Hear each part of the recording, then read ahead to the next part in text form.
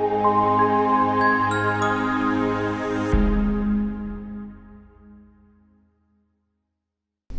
everyone, welcome back to this week's edition of Ian Explains. My name is Don Gibson.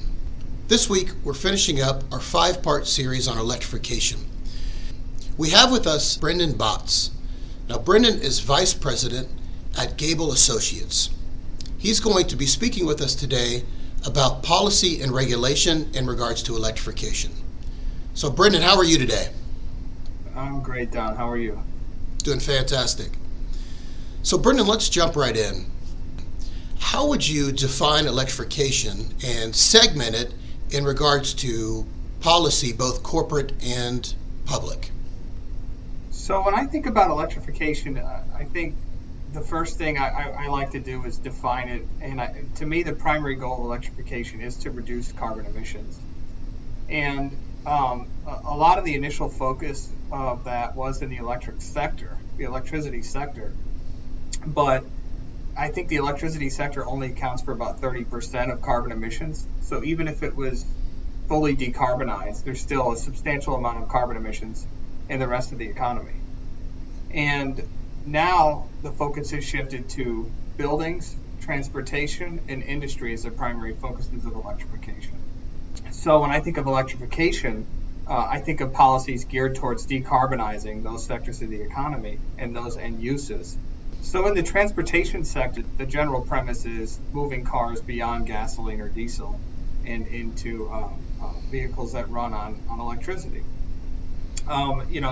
It's a significant paradigm shift. I mean, we've had gasoline-powered cars and vehicles for over 100 years.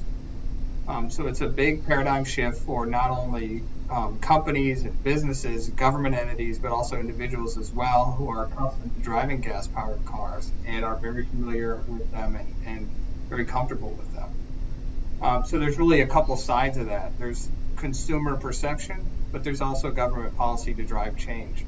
And an easy example on that is in transportation electrification is range anxiety. So one of the largest concerns of new owners of electric vehicles is range anxiety. They're concerned that they're going to run out of a charge going from point A to point B. So the issue with economics of the charging infrastructure is that the way that commercial customers or these charging stations are billed from electric companies, you need a large number of users to make money or even to break even. So in the early years and the early stages of that, there are going to be a number of charging stations that are going to need to be in place to alleviate range anxiety that likely will not make any money.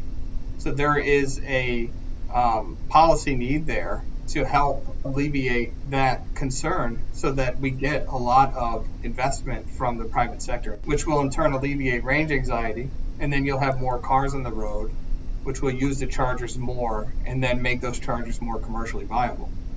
So it's kind of a chicken and egg problem right now with investment in charging infrastructure and individuals wanting to buy cars because of range anxiety. So how are these policies created? A lot of the transportation electrification activity is happening at the state level. There have been a lot of policies focused on creating incentives, whether it be through rebates or other programs for vehicle electrification. But there are also a number of incentives on the building electrification side as well. So on that, for example, in utility sector energy efficiency programs, there are a number of utilities that are incentivizing heat pumps, for example, or other equipment like that would encourage a customer to not only upgrade from an electric furnace to an electric heat pump, but to move from a natural gas, propane, or fuel oil heating source to a heat pump. Even in the absence of policy, you're seeing electric utilities try to move forward with investments in that sector because they see the demand on the horizon and they want to be able to meet that demand.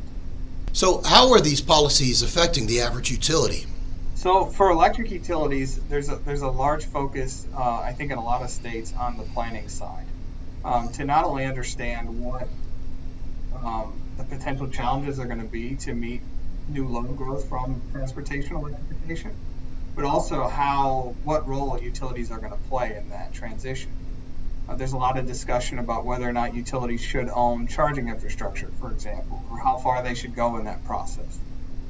One thing that is consistent and I think commonly agreed upon is that there's going to be significant growth in transportation electrification, which is going to mean a lot of load growth for electric utilities. And utilities should be trying to get ahead of this, to use rate design to manage charging, to make sure that customers are doing the bulk of the charging that they can at the times of lowest consumption or lowest peak usage.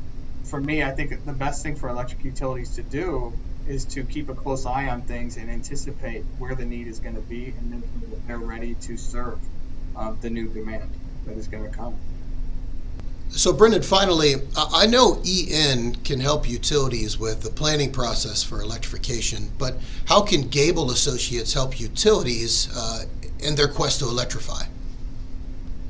So, Gable Associates actually has very deep expertise in both the building electrification side and the transportation electrification side. So on the transportation electrification side, Gable Associates has assisted a number of utilities in several states on doing transportation electrification planning and designing filings to bring to utility commissions to set up programs and different things that encourage investment, and also set up rate designs that will also encourage charging at the right times. Gable Associates staff has also testified in other states at public utility commissions outside of assisting the utilities on these matters as well. So outside of utilities, Gable Associates can also help other stakeholders through those processes as well. So, Brendan, thanks again for joining me today and helping us understand more about this complex process. For those of you watching online, please feel free to comment or post in order to be entered into a contest to win a gift card. Brendan, I'll be sure to put your contact details in our posting so that if someone has questions or requests about your services, they can follow up with you. Great, thanks, Don. Thanks for having me. I appreciate it.